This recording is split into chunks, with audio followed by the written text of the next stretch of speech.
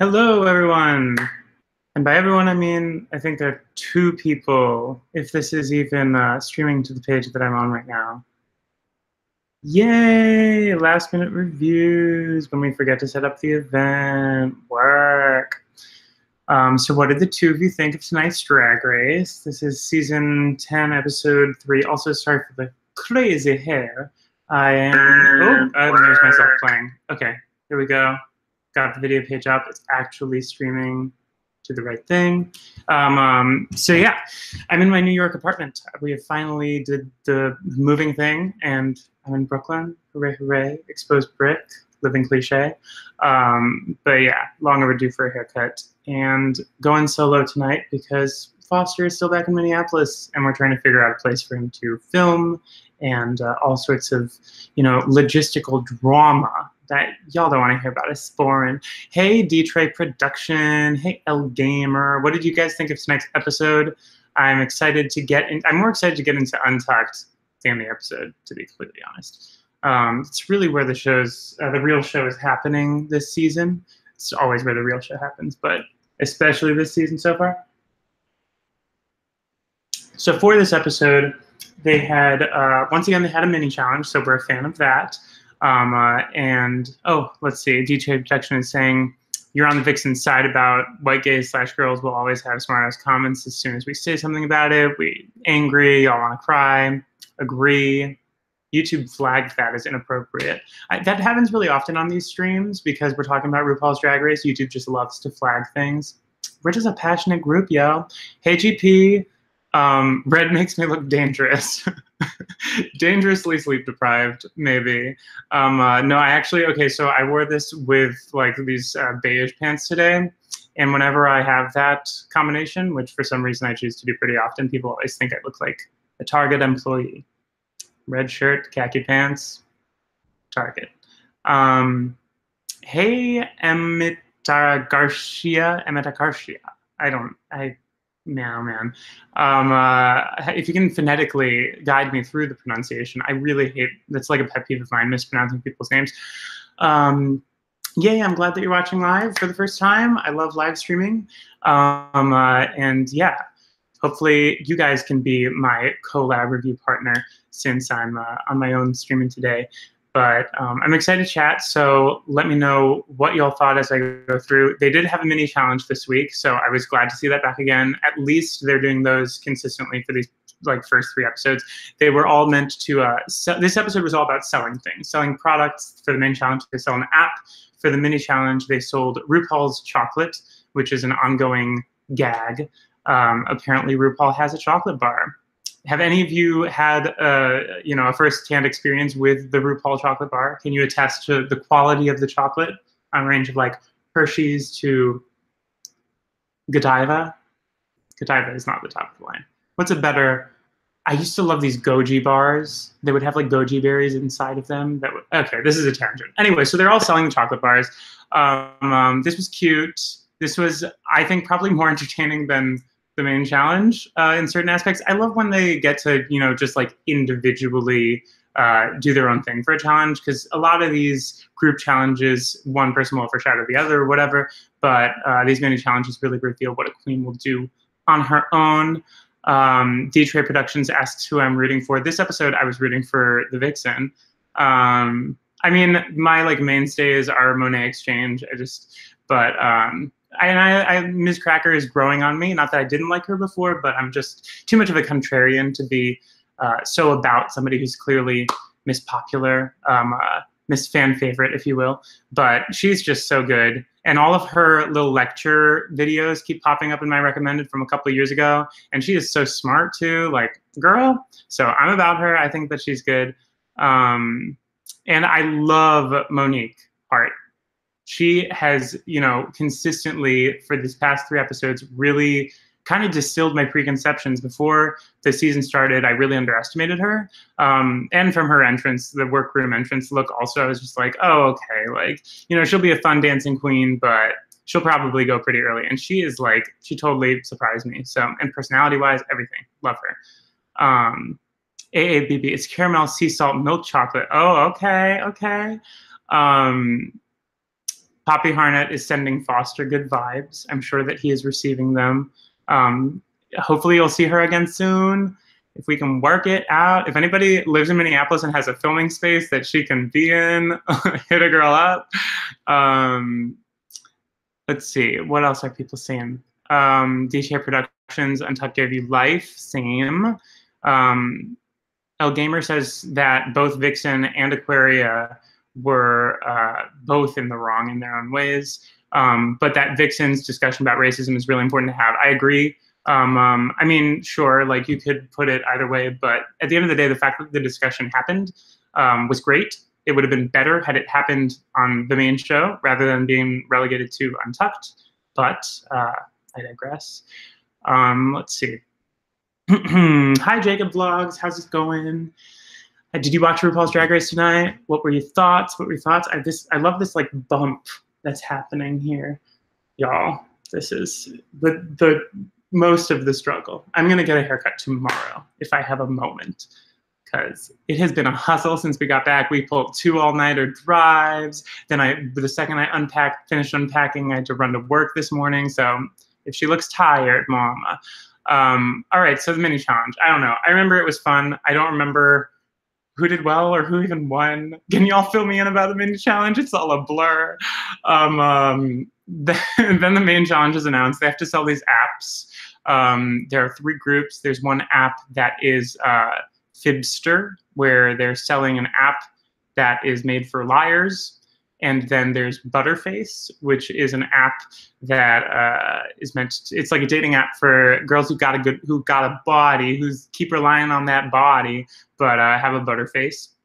And the third app was some sort of a Christian mingle moment. she's running on empty, so I'll just say what I remember. You guys fill in the rest in the chat. Emmett Garcia says, leave your hair alone. Okay, I'll stop. It's a nervous tick. Whenever I watch these back, I'm like, girl, stop touching your hair. It's like Ariana Grande does the same thing, especially early in her career, like 2013, yours truly. She was always like in interviews just playing with the hair, or like putting it forward, putting it back, putting it forward. It's like, you're not doing anything, girl. Alexandra, you say you're American, so maybe you don't see it that way, but you didn't perceive that as racist. To me, it looks like she just projects, no offense to anybody. It may not be consciously, I mean, I'm not gonna like dwell on this topic because talking about race, I mean, I could do a whole 3-hour live stream and have a fantastic and insightful conversation with y'all, but we're here to talk about Drag Race. That said, I think that whether or not she was aware of it and actively was going to acknowledge that the issue she was striking may be in some way rooted in perceptions of race that were subconscious. I definitely think that like defense mechanisms that sprout up as a result of like growing up with privilege and going through the world with certain privileges can still, like, you should still own that once it comes to your attention. Because it's really easy to like pit people in certain roles in one's head and then react in that way because of what it ends up getting you in like public perception of the situation. And I recognized that just personally in that situation. It's like, okay, if crying and like playing the victim once you have provoked somebody works to your advantage, then you're clearly going to do it again, and you'll do it again, and then it will become a habit, and then it will become unconscious, and then before you know it, you think you're being blamed for something that you're not actively doing, but at the end of the day, it's still a product of like you being who you are and like having the history that you've had. I don't know. I'm not good at articulating these things, these societal points. Foster is more in that lane. I just smile and I play with my hair. Your favorite D-Tray Productions. Your favorite video of mine is Gibberish by Shawn Mendes. It's by Max, but I don't know if you were trying to shade Shawn Mendes or me. But thank you. I actually that's one of my favorite videos I made. The collaboration with all my classmates at the Guthrie acting program, and really the only time I've ever fully conceived like my own arrangement of something, and then done the music video, and then the vocals, and the mixing, and everything. Yeah, So I'm glad that you saw that one. Thank you very much. D-Trey Production says, Aquarius had some shady comments to Vixen. Monique wanted to sit there and cry when we clap. And Monique, and wants to sit there and cry. Makes us look like the bullying ones. Don't throw shade if you can take the shade right back. True. I agree. I don't think that she was prepared for just how hard Vixen was going to come for her. But now she knows. And it's not like Vixen didn't give a fair warning with her entrance line. I came to fight. I'm about it. Honestly, if at this point we're going to be forced to like live through this very reality TV contrived drama, at least make it entertaining. And the Vixen knows how to give us a show. So, I mean, I'm about her. I think that I'm about the uncompromising. If y'all will remember from my All Stars 3 reviews, I was very much about BB, like sticking to her guns and not telling them who she chose with the lipsticks, even if it's controversial, even if people think that, you know, it's up on a pedestal or whatever. She was like, I know who I am. I'm not going to reveal this. And I feel the same way about Vixen. If somebody's honest about who they are and they're consistently like that, then you know they're not playing games. You just gotta like learn how to behave with them if you don't want to get bitten. I'm about it. All right, so where do we go now? Oh gosh. They start with a challenge, and let's see. I think that first was Eureka's group, and she was stealing all this focus, and Ms. Cracker was given a nice show. Blair had a moment and a moment and a moment until she won. The challenge overall felt very like hitting its marks. I cannot say that I was entirely immersed in like the green screen putting it together behind the scenes section this week, especially like once they got to the Yuhua not being funny for that one line moment. I was just like, all right, I get it. Like, I don't know. I guess it was sort of fell flat, but it felt like they were trying to make moments out of things that weren't really moments this week. Also, Michelle may as well be running the show because she had like 75% of the notes for the rehearsal section. And then once it got to deliberations, she's like the only person giving feedback anymore. RuPaul doesn't say one note. Maybe it's been this way for a while, but damn. I mean, Ru is literally a figurehead of the show. Like what value is provided at this point? Not that gown. I thought I was back in season 1 with RuPaul's runway look. Oof. Did anybody like the dress? I just felt like it was this cheap, shiny fabric. I guess the structure of like the top half of it was well cut and shaped and fit, but I felt like I was back watching season 1. The hair was weirdly, it was just too big on one side and like kind of went inwards. No, mama. Let's see. Shadri says this is a bad girls club. L Gamer says, you can be the I'm here to fight without being stereotyped as the angry black woman, though. I agree. D-Trey Productions say Michelle is legendary. Rue's voice, though. Maybe it's been this way for a while. It was all a dream. Thank you, Nerd Love. I appreciate the well wishes. Yeah, everything moving went as moving goes, but we're here, and that's what's important. D-Trey Productions didn't like Rue's dress either. All right, so I'm not alone.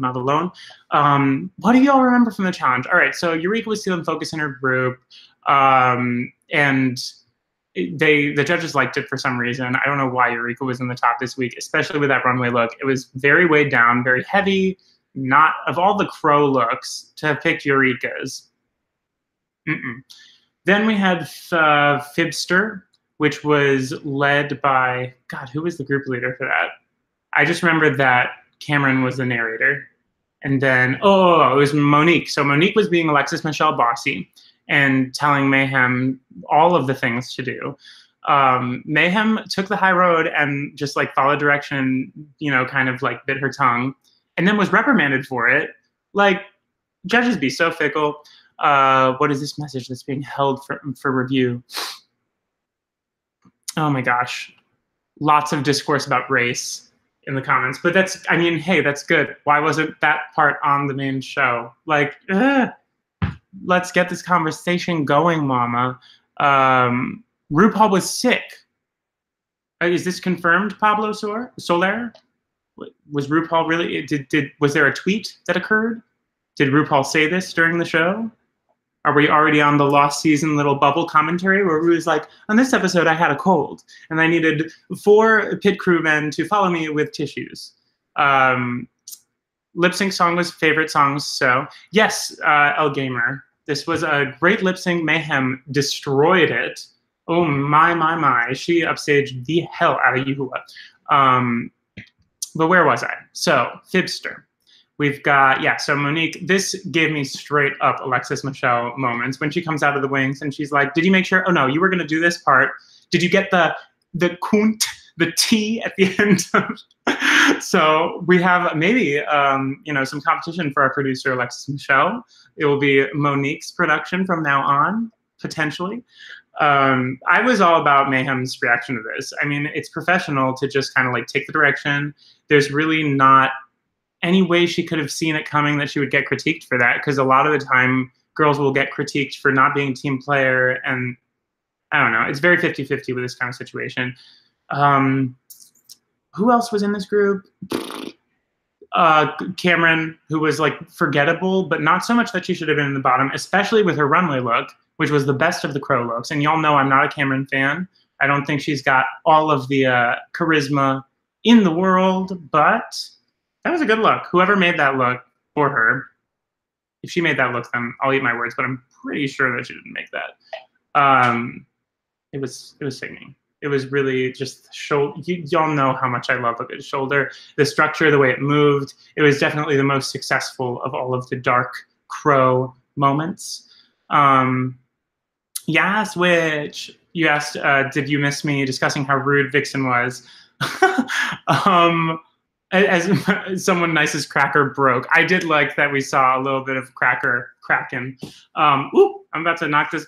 This laptop is bouncing on a stack of boxes, so if I give it a breeze, we'll knock it all the way down. You thought she was going to snap a bit. Yeah, so we did discuss Vixen, yeah, Switch, and I was a fan. I'm a fan of her personality. I like how immovable she is and how she sticks to her guns. She, you know what you're getting with her. And Aquaria was pushing some buttons, but yes, it was fun to see Miss Cracker crack. I like that she still tried to cut in and was like, "Let me say what I'm going to say." I think that Miss Cracker is great at like balancing diplomacy with also like still having a personality and having some edge. She's going to be going far in this competition. Just saying. All right, so let's see. Wow. Okay, Nerd Love saying Alexandra, they were talking about something that has already happened about their own season. Detray, you like Cameron. Well, this episode made me like Cameron more. I think that honestly on the runway, she's been getting better and better every week. So I don't think she should have been in the bottom. So the last group in the main challenge was the Butterface group, which was the most entertaining of the skits. Let's be honest. Y'all can come for me. Y'all can say you liked, what else, what, the Christian one? They've done that joke so many times on the show. I'm just, meh. After, I feel like Trinity kind of put a good, like, finishing point to that. Not that this theme should be over by any means, but, like, in these skits, this just, like, felt too aligned with that. I don't know. So the Butterface moment had Aquaria doing this amazing, like, abstract, her eye melting off makeup with the Pinocchio nose. I liked her look. Will I say that her performance was like the most energetic, charismatic, out of this world? Oh, unnamed assailant. Hello. I'm here. You here to fight. Who else was in this group? Monet, great narrator. We've got, and I love that she was like, oh, well, I was typecast because I am the one with the most beautiful face. And then she's got like this lumpy, padded body. I mean, work. This was where Yuhua had her not good line moment. Again, like, okay. I didn't think she was terrible, but her look was more club kid than ugly. I will say that. So they get to, let me catch up on your comments. This is like the multitasking queen could not even. Nerdlove doesn't think that Aquaria thought out the whole exchange with Vixen as much as we're all reading into it. But like I said before, this stuff isn't like methodically, oh, I'm going to make Vixen look bad by crying, and now I'm going to make myself cry. It's very subconscious. It's a learned behavior. It becomes a habit. And I think that these moments where a person gets called out on it are important. They're important learning moments. That said, do I expect she's going to get a ton of hate on social media that she doesn't deserve? Yes. I think that all these queens have already experienced a ton of hate on social media. Will the Vixen get more hate on social media that she doesn't deserve than Aquaria will? Probably. If we're looking historically at the queens of color versus the white queens of RuPaul's Drag Race, and we look at how much hate is given and the kind of hate and the specificity of the hate, I will say that back in history, we can probably count on the Vixen having to deal with some more bullshit than Aquaria. But that doesn't mean that Aquaria deserves any of it. None of them do. This fan base has become, well, let's not dwell on the negative, but some Drag Race children need to check themselves. All right, so let's see. Does anyone else think Monique is overhyped because she comes from an amazing drag family? Everything she's delivered is mediocre. And it shows why it took 10 seasons to get it. Girl, do you mean Monique or do you mean Mayhem? I feel like Mayhem was the one who was like the most hyped up this season. Because Monique, the cards dress, the Cookie Monster look from the Tweety Bird, is that I don't know. The bird, the Thor on the red carpet with the yellow feathers look from this week. Girl, I love Monique. I hope you didn't mean her. If you said Mayhem, I would like kind of understand what you're saying, although I'm not really a Mayhem hater. Y'all are really on this Vixen Aquarius stuff in the comments. Listen. All right, so who else am I forgetting on the runway? I talked about Cameron, sickening. Yuhua had this look with the crows floating around that I didn't even get were crows. They looked like feathers from far away. The crows needed more detail, whether it was like some really like pronounced beaks or like yellow eye, whatever, because it just looked like those little feathers on sticks that poke out a hat sometimes or whatever. So that was underwhelming. Eureka's was too heavy, but I liked her contacts and I liked the long lashes, makeup-wise. Who else is in this competition? I didn't hate Mayhem's, however, I can understand why. Was it Michelle who said it was like kind of like meh, like kind of basic? Or was that Carson? I don't remember. But like it's basically the only thing that made it unique was that it was made out of feathers. Other than that, it was a very, very recognizable shape, very common sort of pattern shape moment. But when she started on the lip sync, tearing out her feathers and throwing them around, that sold it for me. I think the lip sync was one of my favorites in recent years. So good for her, really going for it, really like selling it, fighting for her moment. She did cry afterwards, as expected. Sisterian said, I feel very attacked. I was feeling that way too during Untucked. It was a very Laganja moment. I wish that Aquaria had gone there, to be honest. I can see some parallels between their times on the show. I wonder if they're sisters. Do you think they would get along, Laganja and Aquaria? Are they already friends and I don't know? I'm not always looped in. Dusty should have been eliminated on the spot.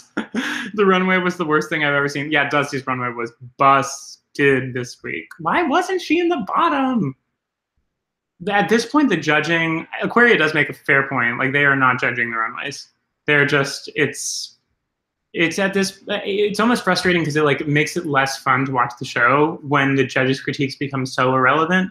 Because like they just seem to be picking and choosing, and I don't even know if it's the judges really picking people anymore. I feel like it's people behind the scenes, producers, whatever. I'm trying not to get too negative about the show because I know that y'all, when you watch reviews, you're like, if you don't like the show, then stop watching it.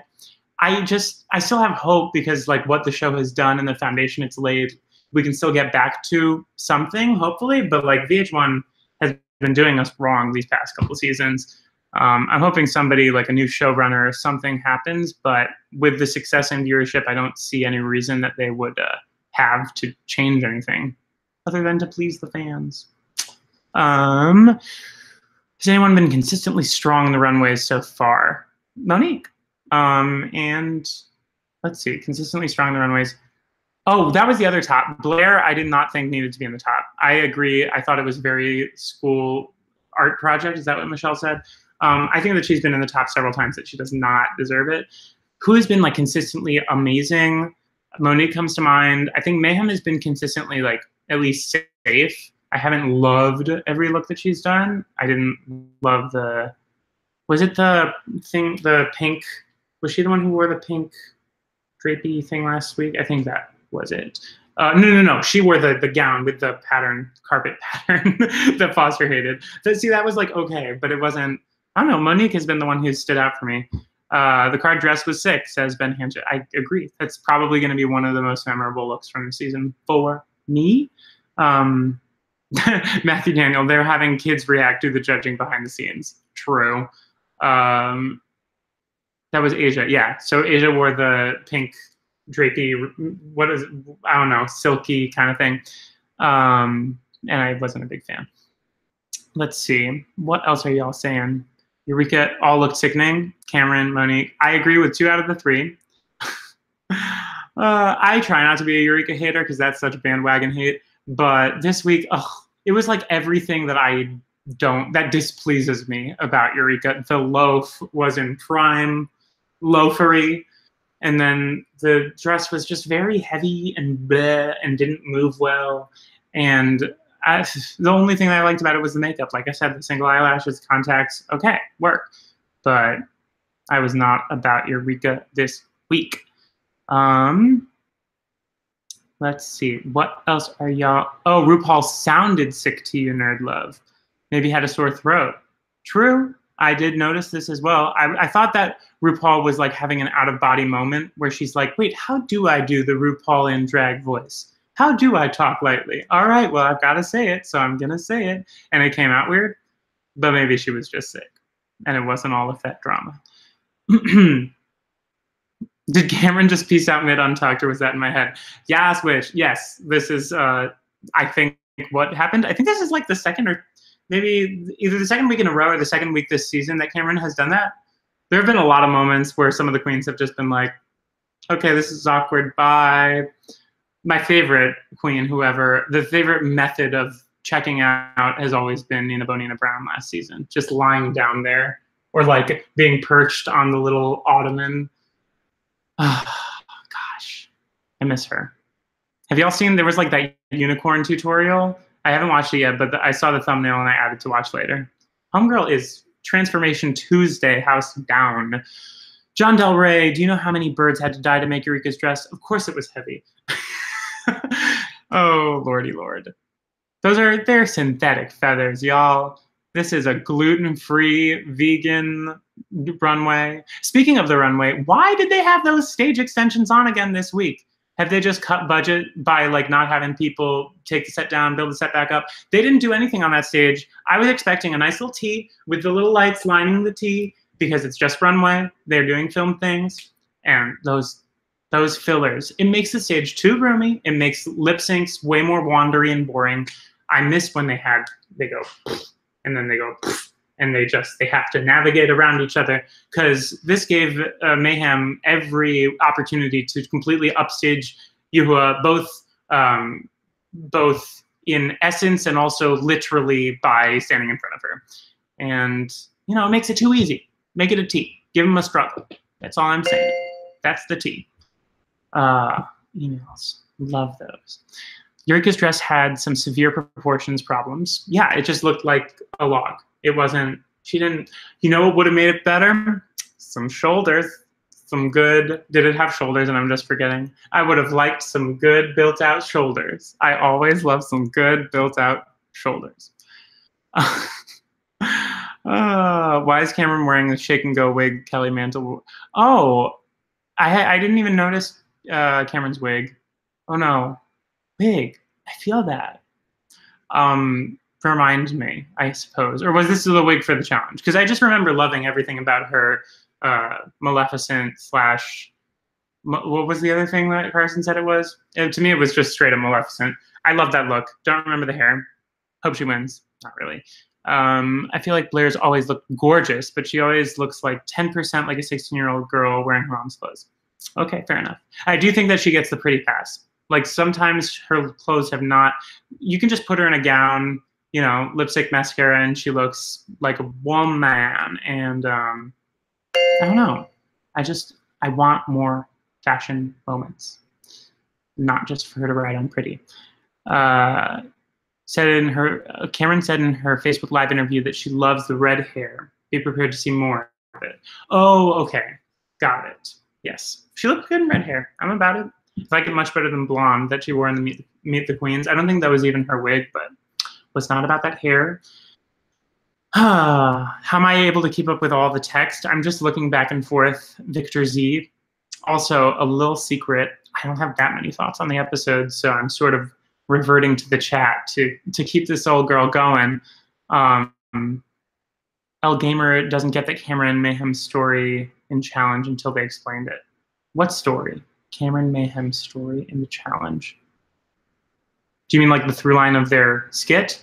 Because to be honest, this is the first that I'm hearing any of the skits even had a through line. I was like, all right, you're selling some apps. Good to know.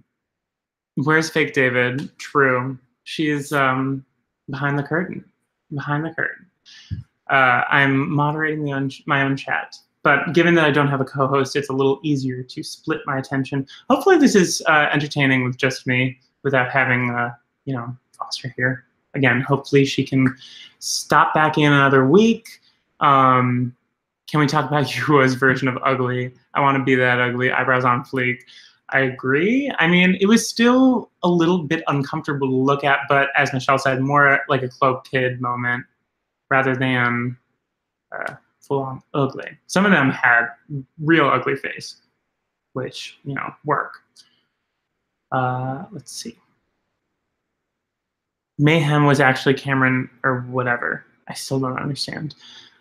Yaswich loves that Cameron is just as much a RuPaul's Drag Race fan as we are. Aquaria is also like that. She fully fangirled in one of her interview moments this week. I don't remember what it was, but she was like, I could watch that again and again. She's like totally pandering. Dua reference. Okay, you did say Aquaria. Why did I read? Oh, okay, you changed it from Cameron to Aquaria. Did you like edit the comment? I don't know. If so, then I caught it. She's a hawk. Ended up on Alyssa Edwards' YouTube tangent.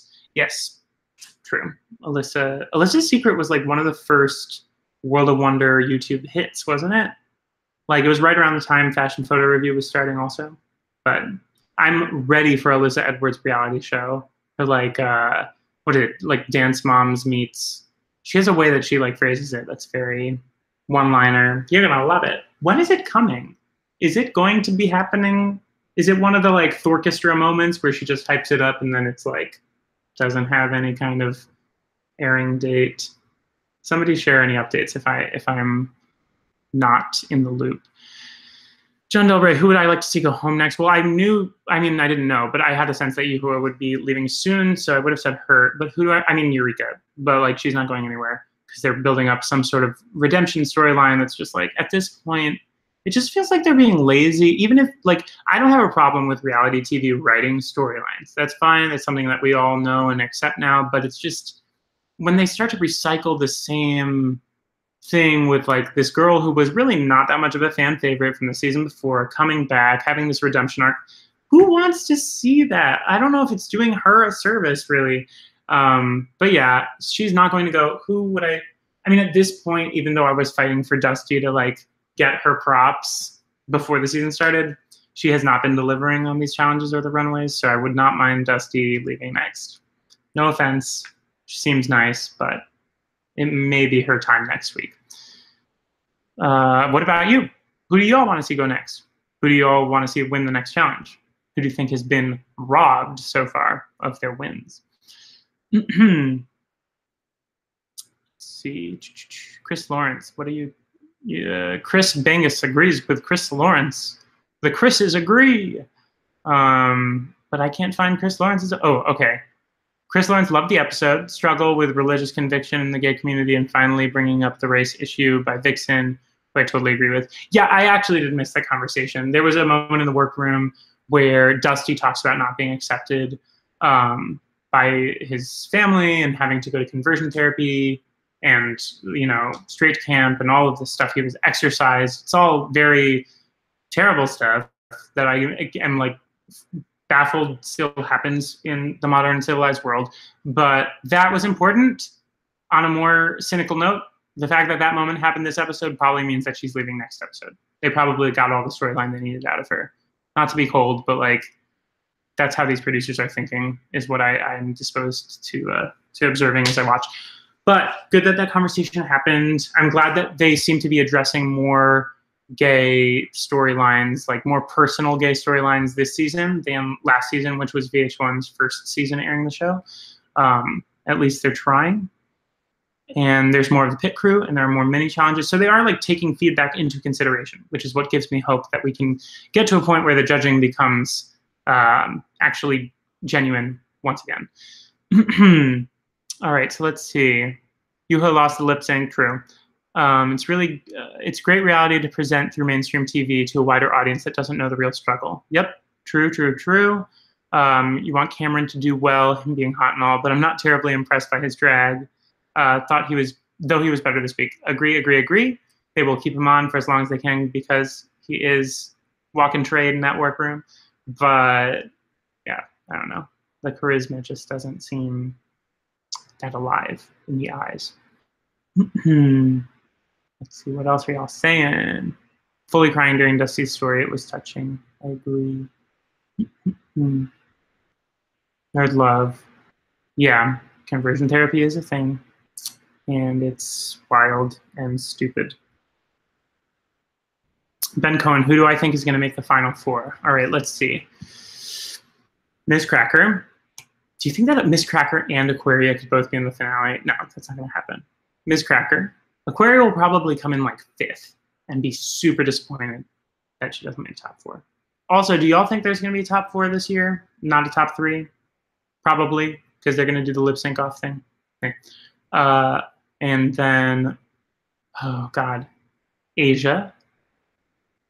And do you think they'll bring Mayhem all the way to top 4? No, I don't think so.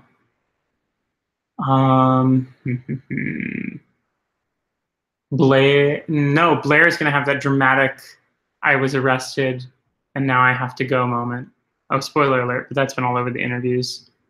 Not the moment, but the fact that she's been arrested. So we're all just kind of reading into it that there will be a moment. Oh gosh, who else? I mean, I want Monet to be in the top. Can Monet be in the top? As long as she doesn't win? Can Monet be in the top? Will the producers allow? And who else? I mean, in a dream world, Monique. I'm just all about Monique, but I'm all about the Vixen. There's so many good, so many good queens this season who are all gonna, like, I think probably get shortchanged by storylines and production. Chris Lawrence says top 4, Cracker, Asia, the Vixen, and I hope Monique. That would please me. That top 4 would please me. With Monet as a sensible 5th person. I'd probably swap. It's so hard. I like all these girls for different reasons. You don't think there will be a 4-player lip sync off. So then what do you think is going to happen? What do you think is going to be the gag of this season? Final 4. Nerd Love says Cracker, Asia, Monique, and Monet or Aquaria. Yeah, if Aquaria and Cracker had a lip sync off in the finale, that would be very entertaining. I hope that there is a moment where you know that they're going to choose the one thing they know both girls are bad at. Like, are either of them singers? Because if they do a live singing challenge, that could be the week that both Aquaria and Miss Cracker are in the bottom, and then they can have them lip sync against each other. But I just think they're going to find that one thing because they want that lip sync to happen. Maybe I feel like Ms. Cracker has a theater background and maybe a singer. What else could they do to make those girls be on the bottom and lip sync against each other? Have them fight with Vixen. They're both not very good at that. This week, you're going to be picking a fight with Vixen, and Aquaria and Ms. Cracker are going to face off. Do people here read Reddit gossip? I read Reddit, but I really don't take any of the spoilers seriously. And once the season starts, I really don't look at spoilers because I want to experience it with everybody else. But I do love a good Reddit moment. I like the memes, the off-season gags. Miss Vanjie. I want her to come back, and I don't think she does. Oh my God, I miss her. We all miss her. She's really going to be one of the stars of this season. Probably the most successful first to leave girl of Drag Race. Alexandra, Reddit gossip is so often correct. It's true, but sometimes I love the drama that goes on with the Nancy Drews on Reddit. There's a video deconstructing how they piece together all the information. It's amazing how much time people spend, lots of passion. But there was like, for All Stars 3, this one person, this one user who was like sharing most of the true rumors, and then their account got like banned and nobody knows where they are, and there's all these rumors spreading around. It's all very exciting. It's like, it's a reality TV on the internet around a reality TV show. It's like beyond meta. Meta. Rue, the producers lately seem to be throwing out some unique tactics to generate manufactured drama. True. Slipped into Trixie's RuPaul Aquarium, the confessionals. Bye. That was the intention, Poppy Harnett. Do you not understand the parody? Alexandra Sendhu is laughing. I don't know why, but welcome. I'm glad that you can experience joy via the live stream. Unnamed assailant Vanjie will not be more successful than Shangela. Well, Shangela doesn't really count as a first eliminated because she came back and back and back. But I guess that's a true point. Technically speaking, Shangela will probably always be the most successful first eliminated. Did y'all see her in Todrick's new visual album? Have any of y'all watched Todrick's new visual album, Forbidden? I just watched it, finished it on the subway home from work today, and I was very pleased with it. I do have some notes, but overall, it was a very ambitious project. I'm happy to see her continue to develop and grow, giving Brandy employment, giving me life for that very reason. Also, Jade Nova, work. Oh my gosh. Zero interest in Todrick. All right, Nerd Love, come for her. Maybe they bring the Try Guys to an episode. That would be awesome. All right. Put it in the suggestions box, you know? Do a review of Forbidden. Girl. Here's my review of Forbidden. I think that it was ambitious in scope and in subject matter. It was well executed for the most part, but there were some like small technical flubs that made me believe it was incredibly rushed. But like also everything that he does is incredibly rushed. That's the nature of his brand. He's always like very explicit about how short production process was and how stressed everyone was and all of his behind the scenes. He's like, I need to get 5 cans of silly string right now, and I need you to be on this corner, and we have to choreograph this and do that. And she's very bossy. So like it's fine, but like it showed a little bit. There was one moment where the audio was only on one ear, which maybe it was an artistic choice or maybe it's being claimed to be that now, but it seemed to me like just a technical flub. Some like weird letterboxing that was cutting things off, and just like some audio issues in general. There's a part where the mayor is speaking at the beginning, the mic is peaking, and I'm just like, couldn't you just like record some post dub and cover that up?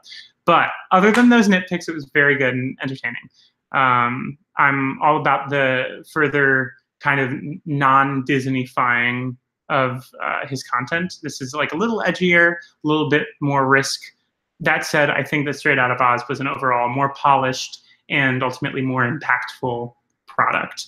I don't know. I mean, who else is doing this stuff? At the end of the day, whatever critiques you have, like, there's really nobody else who's doing what he's doing and doing it at that level. And the star talent that he's acquired for this project really speaks to that. So, do your thing, girl. I'm all about it. Boop-a-doop-a-doo. Doll hairs.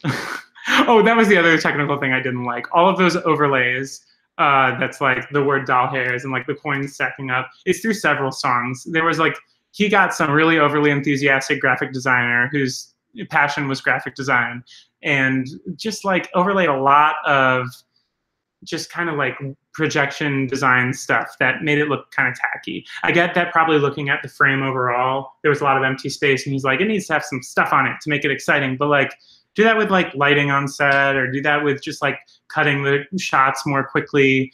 The projections were tacky. Maybe for one song, but once you do it on multiple ones, it's like, oh, okay. She got this queen to just overlay all of the tracks. I see. Is Foster here? No, Pokemaniac. She is not here. Sad.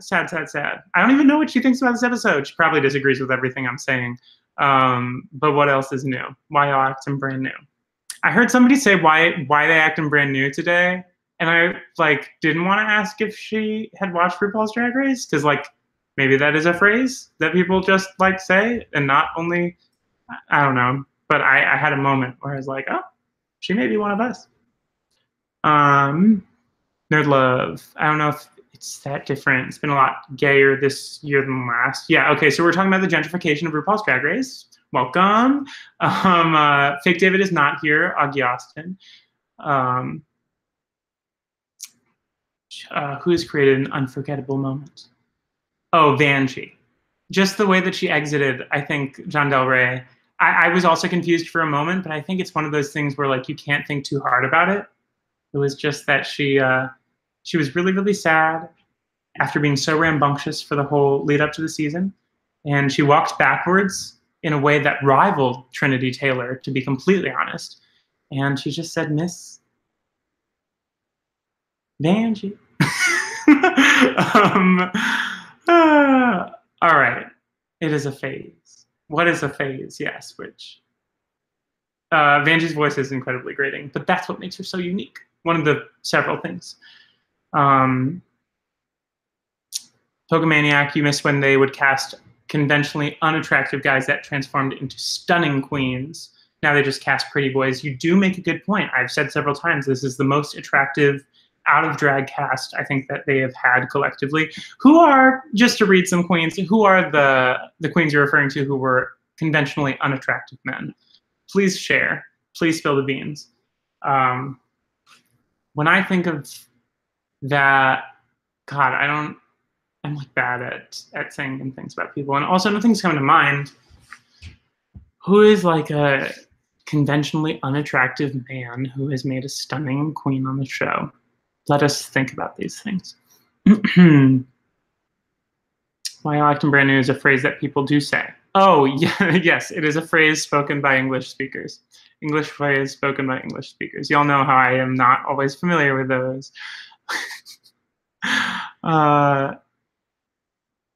Nico Tortilla, I had no idea who that was. I was like, who?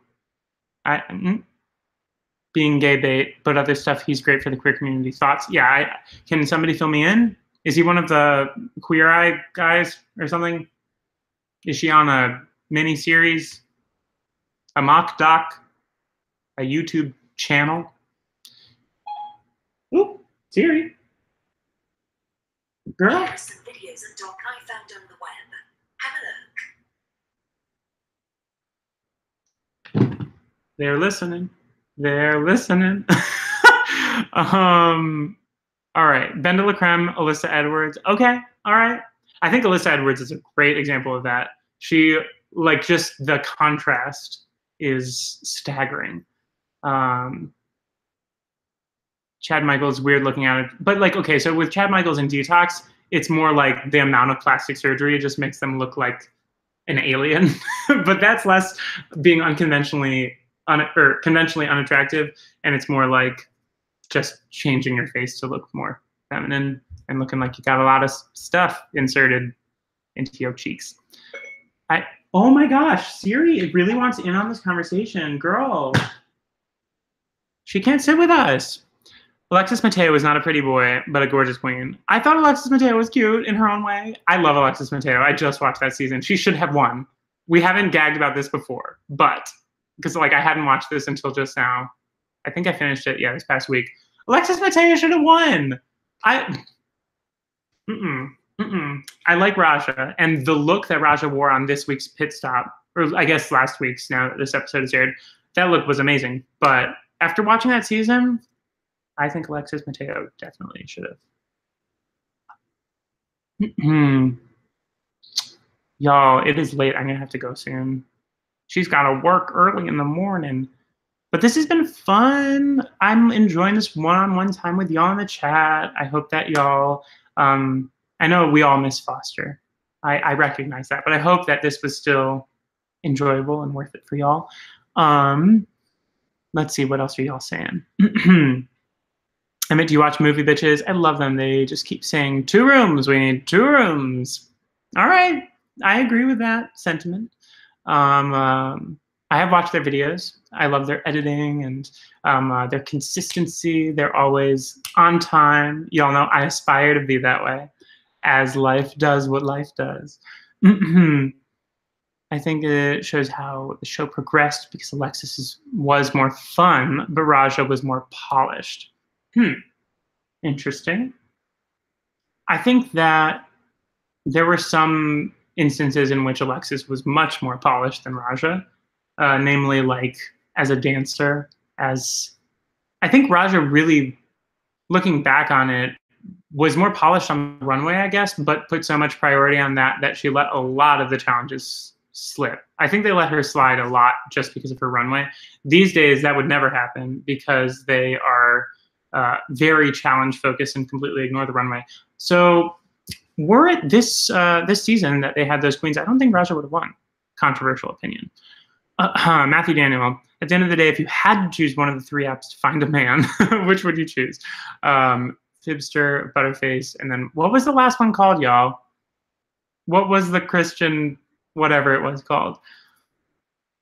I'm not about the dating apps. Maybe once, if the name of the last one is catchy, I'll choose that one. But I don't like liars, and I don't like apps that are like strictly based on somebody's external appearance. It's a very non-answer, I know.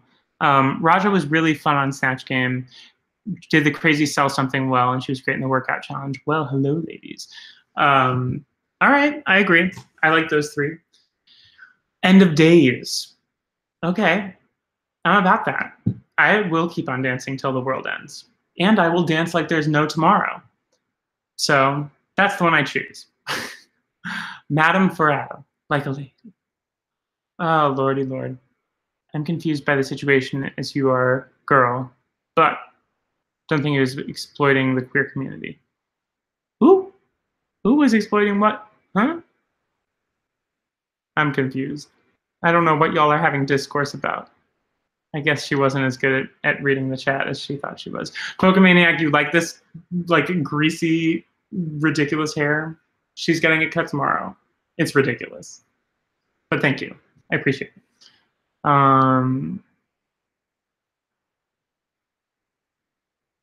Okay. I've got to go. I'm starting to like not be able to keep up with the chat, and she's very sleepy. This lighting especially emphasizes these Prada bags. So thank you guys for stopping by, especially on short notice because I didn't like plan this event on my channel until 10 minutes before. So y'all are super dedicated and have been very insightful. The time has flown by, and it's always fun to chat about the episodes with y'all. So I'm gonna, be back on next week.